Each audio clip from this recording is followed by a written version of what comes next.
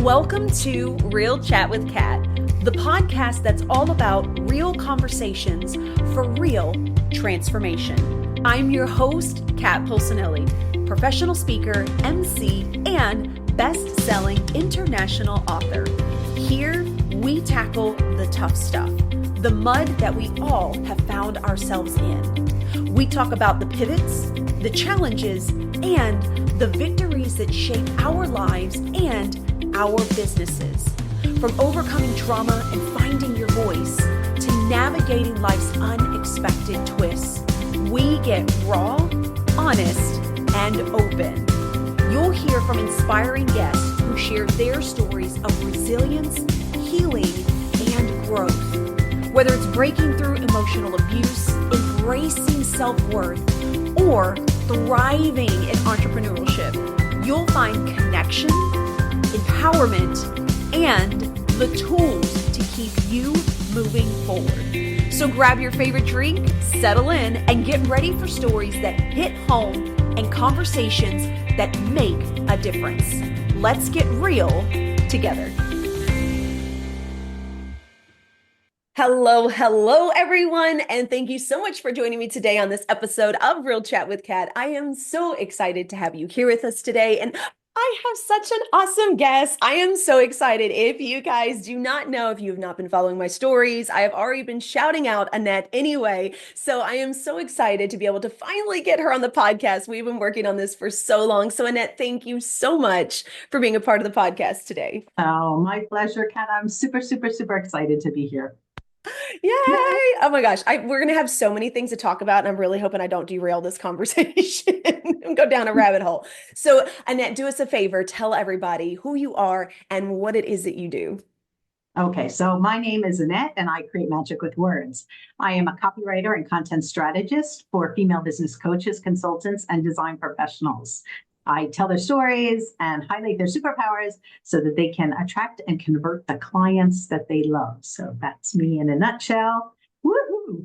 I love it. I love this creating magic with words. I told you this. I love your business. I love the way that you have your taglines. Like, I am such a fan of the wizardry and the magic. Like, okay, I'm also like the Harry Potter kid. Like that. Me too. Me too. Like I haven't, I've seen those movies dozens and dozens and dozens of times. Oh my gosh. So It never gets old. I absolutely love it. So I have to ask then because I know you've been doing this for a while. What made you come up with magic? Like where was the mesh within that when you talk about your rigid wizardry? I can't speak this morning. Your wizardry with words and creating this magic. Like how did that come about? Because to me, that's so unique to be able to. It's like a spark of information, like inspiration. I honestly don't know where it came from. I must have been watching Harry Potter. I mean, for sure. It's one of those things, but it's so like captured me, like the wizardry, and I thought I could be a wizard. And when you find words that work with you, you can add so many things. Like I can talk about spellbinding. See, I can't talk either. Spellbinding copy, or charming people, or working your spells, or have a process that's like magical. And all of these things conjure up an image for your audience. And so you have to use these words. And when you find something with your business, it's one of the things you want to be able to find words that you can then stretch into all different kinds of like spaces and use them in all different kinds of ways. But I love the magic with words and leaning full into it. I mean, lean into it. If you're building a personal brand, lean into everything that goes with it.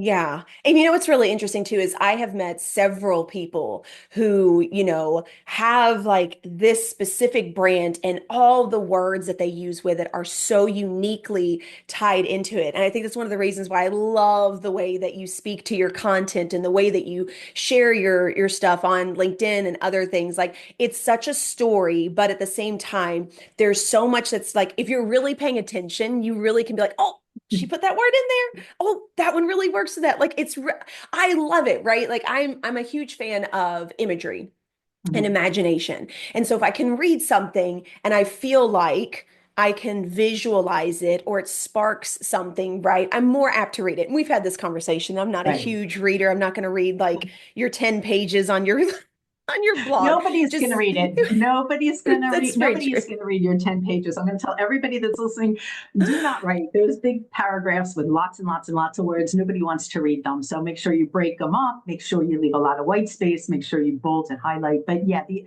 idea is to find the words that work with your audience and find those words that resonate and find those words that spark that image and that inspiration. Because like even when I'm writing and I'm telling a story, I'm bringing in all the senses. So I'm talking about what it's like to sit in your kitchen in the morning and you feel the light coming in from the windows outside and you can drink your hot tea with mint and you're eating your cinnamon roll, right? It's this warm cinnamon roll. You can even smell, you can begin to smell the cinnamon. You can even taste it in your mouth. And that's what you want to do when you're talking about what you do or writing to your audience. You want to encompass all of that. You hear the little birds chirping outside. I'm saying the words and your audience is probably like they're listening. Is that a robin? Is that a stork? And it's interesting too, because, when you think about this, and I've had several people on that are like speaker coaches and things like that, they all say the same thing. Like, we are built to tell stories and share stories.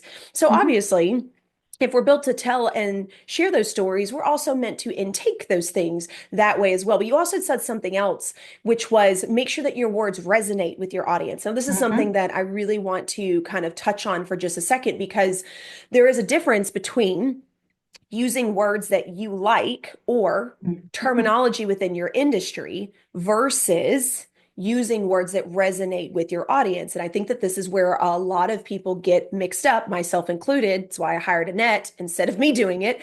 But this is the reason why people have that disconnect, because we do get into this space, we start becoming an entrepreneur and we're like, okay, and we start using this terminology of being healed or trauma or gaslighting. But like, if your audience is not at that place of hearing those words, then you're actually going right over their head. Right. And so, like you were saying, it's very, very important to make sure that you resonate with your audience. So Mhm. remembering the terms that you used when you were in whatever space you are, because right, ultimately, a lot of us, and I'd love to know your backstory as well, Right. when we get into whatever it is we get into, it's because of something that was lacking, it's because of something that we craved or something we wanted to do, and then that kind of led us in that direction. So there is a piece of us that has the ability to relate to the audience that we are trying to serve. Yet when we get in this business space, we're like, okay, these are the words we got to Right. use. This is what we got to focus on. And like, we completely forget that, like, this is where we were at. This is why we wanted it. And we're supposed to still use those things as Right. well. That's that. I mean, the jargon is definitely a problem. People use the jargon, even when you say gaslighting, and I'm thinking, I don't necessarily know what that is. And so now I have to go to my dictionary and I have to look up, okay, all right, I'm dating myself. Nobody goes to a dictionary anymore. But you would Google, I had to Google, like, Google. what is gaslighting? I had to Google what is gaslighting to understand what that is. And I think we do as working in business, as business women or men, we do forget that our audience doesn't necessarily understand the words that we're using, and we have to talk at their level. I tell, like, even there was a coach for health, and they talk about like your metabolism. So I'm thinking, okay, so I don't really know what that is, and like I just kind of want to fit into that little black dress that I used to wear when I was like 20. Like, talk to me at that level. Don't tell me about like processed foods. I don't understand what that is. Like, should I be eating bread or not eating bread? Kind of like take it to that other level. And I tell people, in order to find their words, the right words to use, go to their testimonials. Go to your testimonials, because your testimonials are the words that your clients are using. What are they saying to you when they're on a conversation with you? These are words that you can put in, and these are the words that are going to resonate, because that's they relate. They relate. And Mm-hmm. you have to kind of take it down a level, so that I'm not talking about, like, you know, marketing funnels. People are like, what is a marketing funnel? Like, what is that? What's a marketing funnel? I'm like, okay, well, where you bring it down is, do you have trouble getting clients? I mean, that's that's more of a level that people understand, as opposed to, is your marketing funnel having trouble? Like, nobody's going to get that, and it's not going to resonate. So you have to really relate to the people and use the words that they use. And it's just like, if you think about this, this is even outside of, a business, but like when you're speaking to colleagues, when you're speaking to your kids, when you're speaking to family, you're using terms that you are Mhm. used to hearing back and forth, right? Or if you're speaking to a young child, right, you come down to their level to have that conversation Right. at their level. And that's something to remember as well. Like if you are disconnected with your kids or your Right. family or your spouse, pay attention to the words that you're using. Are the words that you're using, are they things that you found off of TikTok and everything else? And you're using all these terms and people are like, I don't get what you're trying to explain to me, right? Or are you having this conversation to where people are understanding what it is you're saying because you're using the terms that they're used to hearing or you're on their level?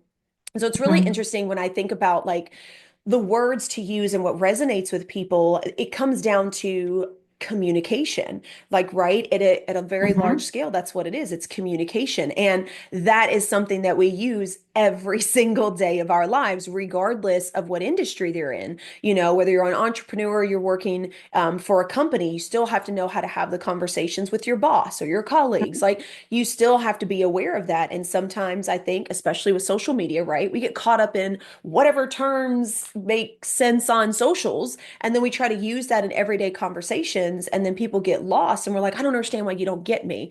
Right. So I think this can Right. go, right. Like it's definitely for business, but it's definitely something to like think about for anyone that's Sure. listening that is not in this space. This is something you need to be aware of, like on a regular basis of how you're communicating with everyone that's around you. Right. You have to use words that that the person that you're talking to understands and at their level, and not be like Chat GPT or anything and pushing like words out there that, oh, you need to use these words. Like you can tell when they're not your authentic words, and speak words that you use, words that resonate with you. There are words that I would never use. And I'm thinking that, and it doesn't sound like the person. So when you're Hmm. writing, for sure, and when you're talking, you want to be sure that whatever you're saying, because people communicate whether you're on, they receive information at different levels. Like some people like to read, and some people like to watch videos, and some people like to, I don't know, hear like the stories, books on tape, and things like that. And so Hmm. it's different. We're receiving information in different media, and so we just have to be aware of what media the person likes to receive it, and make sure that our audience is going to want it in multiple ways. And so we have to be able to communicate with them on multiple levels, multiple ways, with words that resonate, words that make sense to them. And maybe even the word resonate is weird. Like, do you get me? Is what I'm saying making sense? I mean, is that like a word that we would resonate? Like, I don't know. I wonder if like 10 years ago we would have said the word resonate, or if that's just something Ooh. that we've been right. I mean, these are just, and so when I'm writing, I'm always thinking about like what's the words? What are the words? And how do you take those words? And they don't have to be like huge words. Like when you're writing your yearly review, like I used to write a yearly review for people at Intel. And I used to say they implemented, they optimized, they strategized. I used to use like all these big words and you do on your resume because you want to sound more important. But when you're talking to somebody and you're writing a website copy, you don't, I mean, strategize and okay, yeah, we have rockets in our area, but not me. I don't need to run this part of life. Okay. We'll talk Okay, about that in a second. We'll get the background story too. So just everybody you hang get the on to your background. seats. Hang on to your seats. If I have to jump, you'll just cut and we'll re-record Yes. and everything will be fine. Oh, goodness. Yeah, I heard the like noise a bit. So yeah, you have to have the words that resonate and just be able to relate to your audience and Yeah. in words that you use, words that make sense to you, and words that and when you want to know the backstory, so the backstory is that I grew up, I'm 60 plus, so I grew up in a time where women were barefoot pregnant in the kitchen. Like there was no voice for women. I moved to a foreign country where I didn't have the language. And so I felt stifled. I felt like I didn't have a voice. I felt like I couldn't speak. And so that's why I think it's really important to get those messages out, especially for women to stand up, use their voice, be heard, because we've been ignored for so long that I think that it's Hmm. really important. And that's why I do what I do. I love this. And you know, and you talk about this like moving to a foreign country. Not only did you move to a foreign country where you don't know a language, but there's a lot of things going on in this area.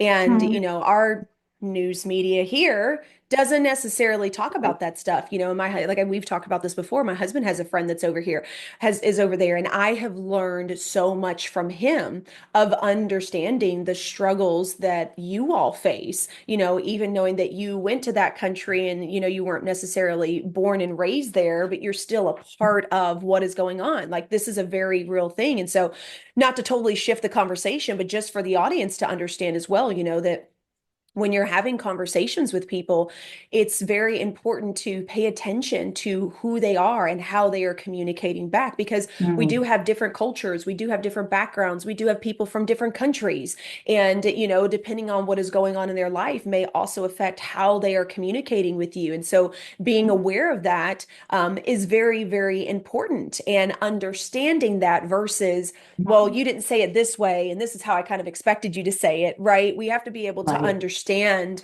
these different terms and the different ways that people talk or the different ways that people describe, and then also learn to ask questions back to that, right? I mean, that's one thing that you Hmm. did with me when we were working together.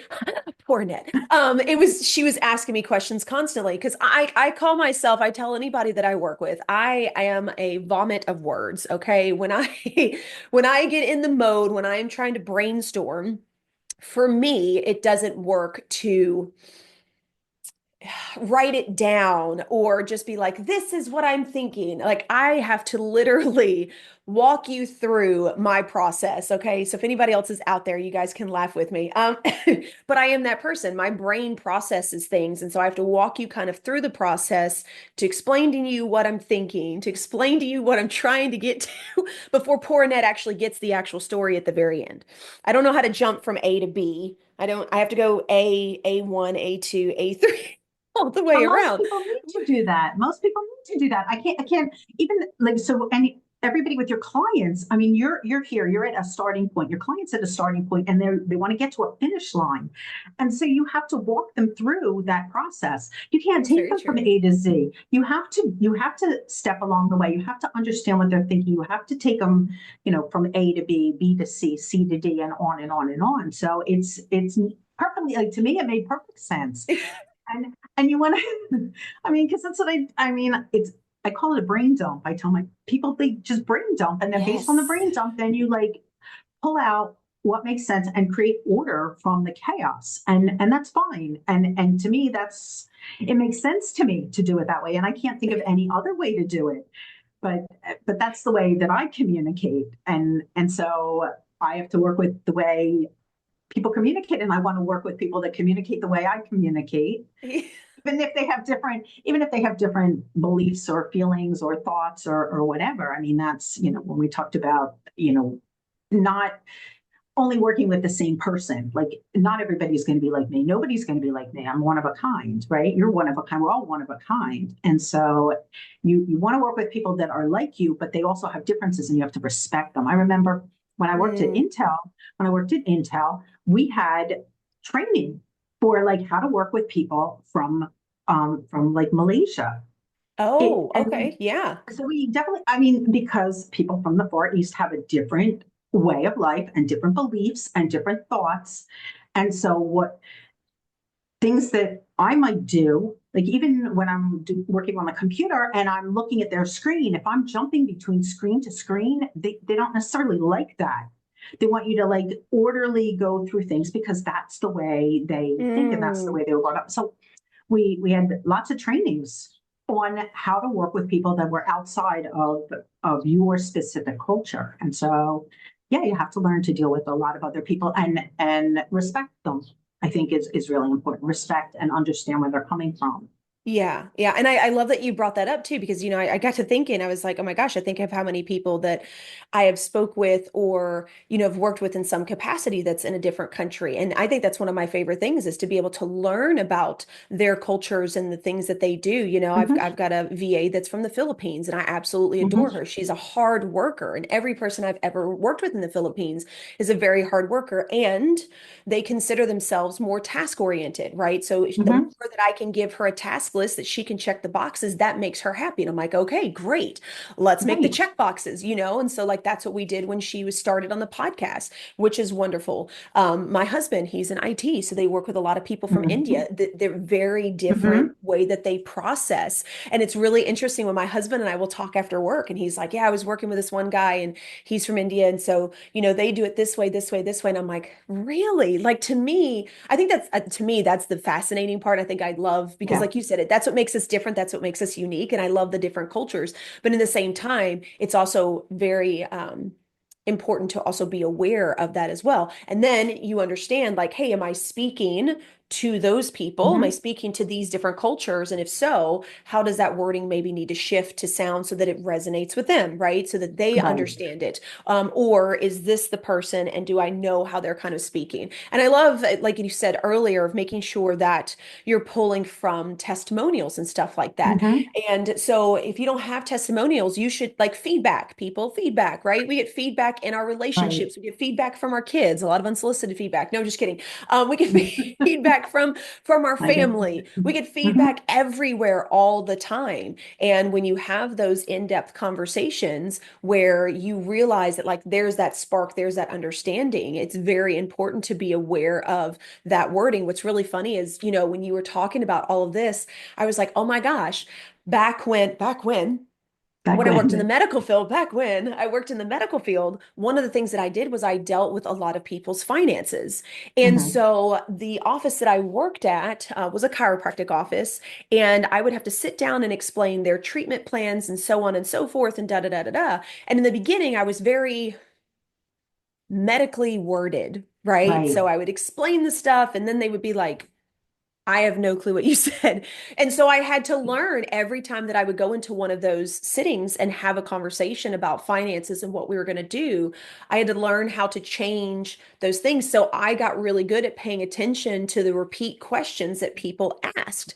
And Hmm. then that way, when we were having a conversation with a new person, I already knew how to incorporate some of those questions and Right. give the information, right? And it makes that conversation flow, one, so much better, but two, that person feels like you really just gave them a lot of value because you already answered so many things that they Right. were already thinking. And that's a really, really great way to make people be like, oh my gosh, thank you so much. Like I got so much information because you were actively listening to others who have asked questions or have give feedback, and you've made sure that you've incorporated those repeat pieces. And it really does. I use that all the time with all kinds of things that I do. Even with the law enforcement that I just spoke to, I asked them for that feedback and we did an open Q&A so I could hear what they were asking. So when Right. I go and do the next one, right, I can tweak a little bit of how I have those conversations if I start hearing the same question. This is how Hmm. you, it also makes it a little bit more efficient, I think, as well, but it really makes people Right. feel like you are providing like the utmost value. Right. And you're speaking directly to them and they understand and they're like, oh, she gets me. Oh, she understands. She knows what I'm talking about. And I think that that's what's really important, whether you're talking or you're, on video or on social media, or whether you're writing like copy on your website or emails to people, it's direct. You're giving them, they say, oh, she gets me. That's why, like a lot of the times, when we're doing a website and you talk, you have the big above the fold. That's because way back when in the day when there were newspapers that were folded over, it was all the text above where the fold was. So that's where that came from. So that's above I the fold. love that. Yeah. So now you know the like copywriting. So you want me to like even a copywriting. Oh, above the fold, and people are like, "Is that like what is that? What I don't what's folded? I don't understand. It's like a piece of paper on a screen. It's straight. There's no folding here."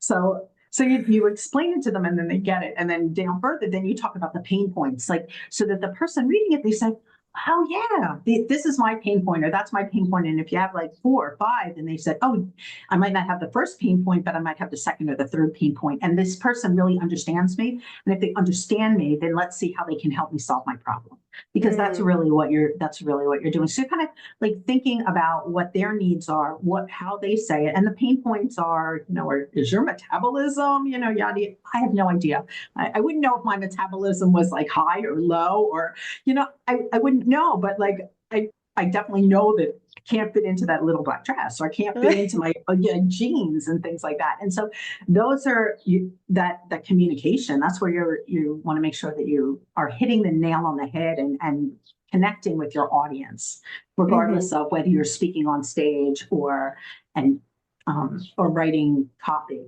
And yeah, so Yeah. Let me ask you definitely this then, fun. because we're talking about, when people are writing copy or you're doing things on their website and, you talk about the pain points and stuff like that. Do you feel like when you are still writing this, especially like on a website, that in a sense you're still telling a story? So there's like, I don't know, different pieces and components that almost need to like flow through the whole thing so you don't feel like you're leaving people hanging? Or how does that work in your opinion in regards to that?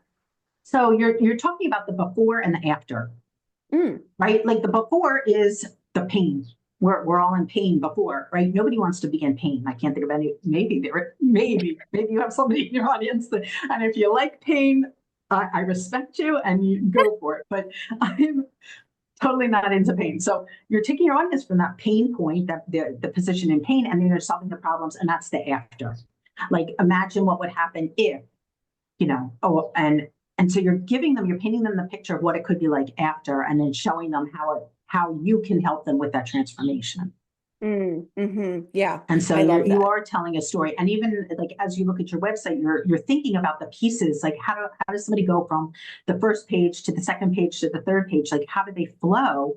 What's the flow for somebody when you're writing emails? What's the flow to go from the beginning of the mail to the middle of the mail to the end of the mail, so that you're getting them to, call to action, to actually do whatever it is that you're asking them to do at the bottom. So there's always like a story involved to move people through, so that hmm they want to work with you, or change their life in some way. It's really interesting too, is like when I think about this, I'm like everything that I think that we do is based in some type of story. I mean, that's the whole reason why we love movies, right? Right. It's the whole reason why people love books, is because of that. And I love that you were talking about the emails as well, because that makes a lot of sense too, of making sure you've got not only this flow, but you've got some of these pieces in it. And you said this like way in the beginning, which was make sure that you have like the white space and some pieces are Mm-hmm. bolded or highlighted. Okay, we got to talk about this for just a second, because I started doing this like years ago before I even got into the entrepreneur space. It was something I did when I worked incorporated, something that I did when I was in real estate, because I realized that most people, especially when they get an email, they kind of like scan read it, is what I Mm-hmm. call it, right? They kind of like scan over the words. And so when you separate out certain things, it kind of makes them go to that next one and read a little bit more before they go to the next one. And when you bold something, they're like, oh, wait, now I got to read the whole sentence because that's bold. It's really interesting how our brains like pay Yeah, attention to those little pieces. of course, of course. Like even if you think about like the FedEx symbol, like if you look at right, there's an arrow. That's the empty space. There's an arrow that's taking you from Fed to X. It's that I arrow in the never thought about this. it's all of these things when people are designing their logos and things like that, all of those things, the empty spaces are just as important as the full spaces. See, this is what you learn when you're in architecture school and you teach people and they design spaces. You talk about the spaces and how you feel in the spaces, and how you feel when you're reading the piece of copy, and how you feel when you're moving through a story, and making them, and everybody skims. We're all skimming. Nobody has time to read everything. Mm. I think we're even fast forwarding through some of those movies too. You We're on Netflix. I know what they're Depends on doing. how good the movie is. Depends on Right, how good the right, movie is. right. Like, But let's just get to the end.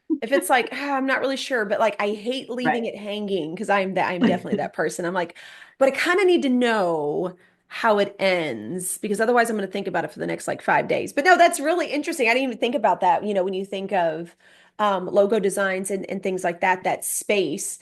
And you're in architecture, girl, you got all kinds of stuff in your background. Like Yeah, what? yes.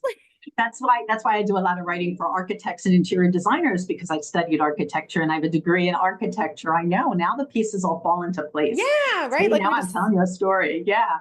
Yeah. Do you know that walls have thickness? It's something that I learned right away with the first model that I built. Like it's not just a single pencil line on the paper. It's, that they have thickness. Yeah. really Yes. Yes. Walls have thickness, believe it or interesting. not. Yeah. Okay. Yeah. I love this. So Oh, we're just learning all kinds of things today. See, you guys, this is even more the reason why. You know what's really interesting though? And I love this because you have such a diverse background in the things that you have done that I think that in itself is kind of what brings in that unique perspective of it. It's one thing, and not to shame absolutely anyone, but you do have some people that have been doing the same thing for so long that they can be kind of stuck in a way that they do stuff, and it's a little hard sometimes to like see outside of what you've already been doing for so long, right? Unless you're constantly asking for different perspectives and you're intaking that information.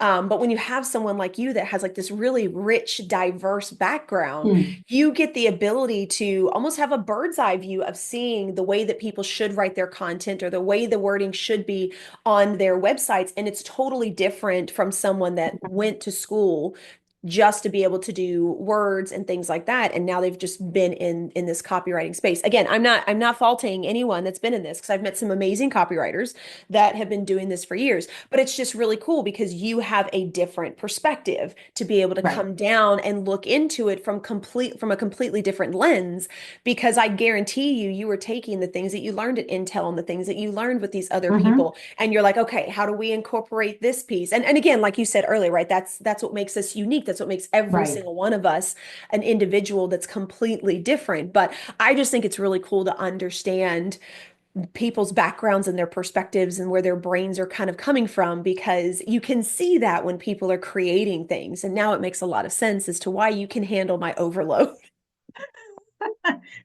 Yeah, that and the fact that I'm the oldest of five kids, and like so I'm Oh, yeah. yeah, yeah, the oldest of five kids. So when you like corral them all in to like do what they're supposed to be doing and keep track of them, so I'm like the perfectionist, overachiever, oldest of five kids, get Well, everybody to yeah, do things. So yeah, yeah, but all yeah. of I but can. everybody has their own everybody has their own unique traits and their own history, and I think that it's really important for people to like look at what's your history, what can I bring forward, and what can I Mhm. use, because it's not necessarily what you learned in school, it's what you learned in the school of life, and then bringing Mm, all of those things together and using those and evolving and getting better, and I think sharing the information is hugely important. I mean, just to be able to yeah. share your knowledge with somebody else, I think is just awesome.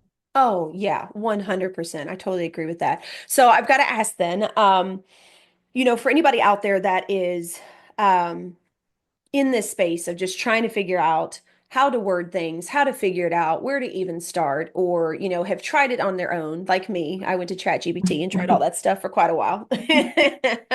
What is a piece of advice that you would like for them to know, or something that you can give to them to help them just understand how this process works, or the direction that they may want to go, or just something to maybe put somebody at ease through this So, crazy life of understanding words? so I really do think ChatGPT is a good place to start. Okay. Okay. But it's a place to start. It's okay. It's okay to start and to get some words on the page. And then you can look at them and you can say, hey, that doesn't really sound like me, or that's not something that somebody would say.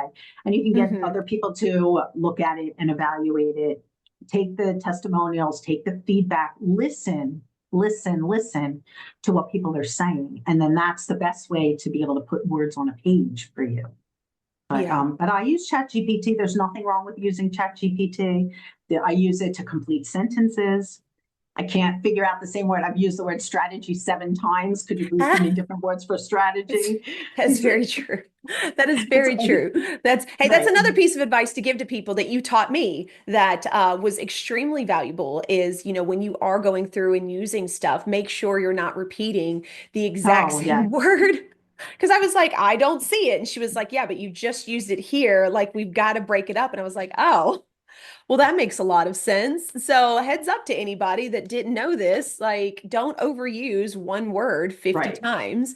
Oh, Um, and read your text out loud. Read your oh, text out loud. Excellent, excellent tip. I read everything out loud. I write it.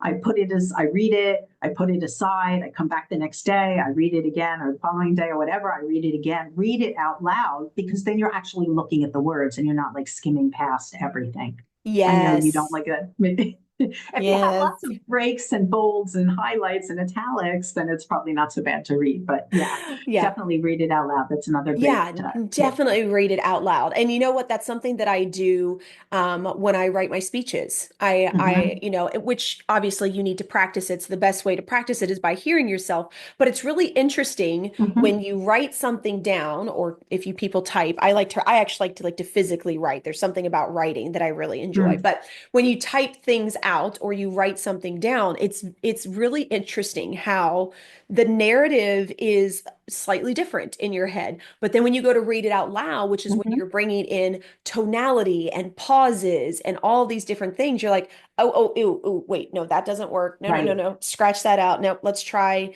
Maybe this wording makes more sense. So I love that piece because I think that even when you have written items such as emails and content and blogs and stuff like that, you really do need to read it out loud because there are some people that actually enjoy reading their stuff out loud. They don't just read Mm-hmm. it in their head. And it really does sound different. I'd never thought about this. And I don't remember who I had talked with forever ago about this. And they were like, make sure that whatever it is that you write, like Mm-hmm. you read it out loud. And I was like, it really does sound different. You wouldn't think it, but it really does. Like Oh, you it have does. the ability to really add in different things versus whatever voice is in your brain that is Right.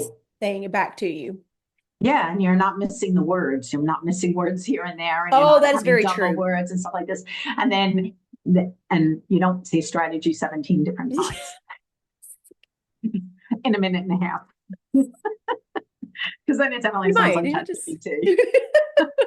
or you do, it's just you be aware of that. No. Yeah, Uh, but you like the Adore word. it. You are like one of my favorite people. I have so much fun talking to you. Like we could just I know every time we get on calls, we talk forever. So okay, so as we come to a close, is there anything, a quote or anything that you would like to leave the audience with today?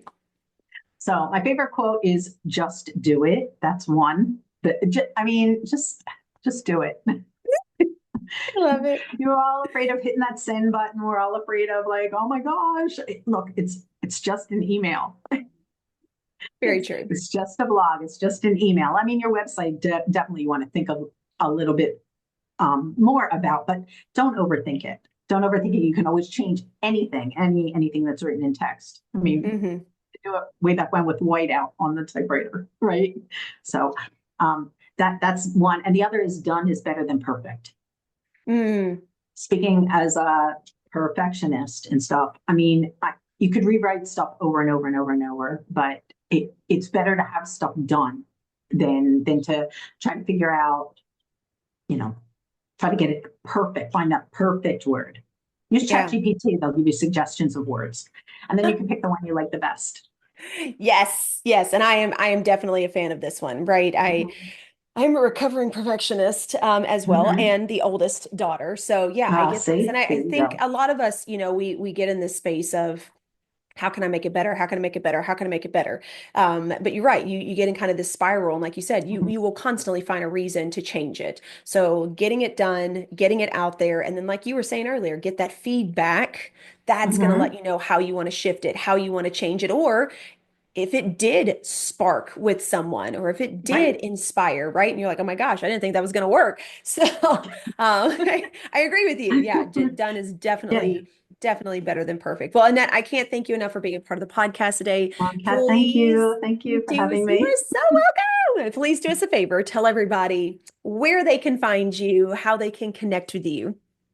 Okay, so I mostly hang out on LinkedIn, only because I can't figure out TikTok, and I can, and I don't know the difference between a reel and a story, but we'll get there, right? Like, just go with it. Just go with it. So I'm It mostly works. on LinkedIn. Yeah, Annette Mashi on LinkedIn, and there you'll find my wonderful freebie, right?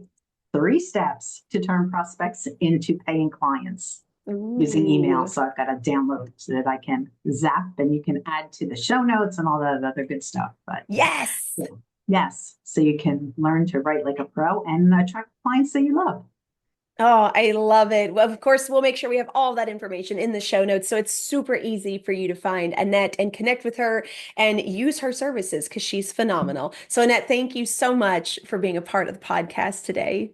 Thanks, Kat, for fitting me in. I'm so excited to be You here. are so It was great. welcome. Thanks. Thank you. To everybody else that's out there, I hope that, this really kind of gave you a different perspective. Maybe you aren't necessarily a business owner, but you do know you need to work on your communication, right? Again, this is something that you can utilize every single day, anywhere, right? From talking to your kids to how you speak to your spouse. But this also means that there has to be active listening. That means you're hearing the feedback that people are giving you, and then you are learning how to incorporate. And of course, we don't mean that you just change your entire personality, continue to be you, but it definitely does help when you do listen to the feedback that you're getting, especially if that feedback happens to be on repeat, might be something you need to pay attention to. So whether you are in business or work for a company, stay-at-home mom, whatever that is, understand that we do tell stories, we do communicate every single day, and knowing how to be on that level of whoever you are speaking to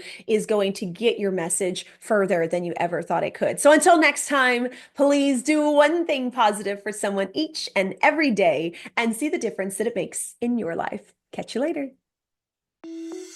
Thank you so much for tuning in to Real Chat with Kat today, where real stories meet real solutions. If you loved today's episode, don't forget to subscribe, leave us a review on Apple, and share this with someone who may also need to hear this as well. Let's also keep the conversation going. Follow me on socials at The Lotus Effect, connect with our incredible guests, and remember, you are never alone. Your story matters, and you have the ability and the power to rewrite it. You always have a choice. Until next time, stay strong, stay inspired, and keep showing up as the incredible, unstoppable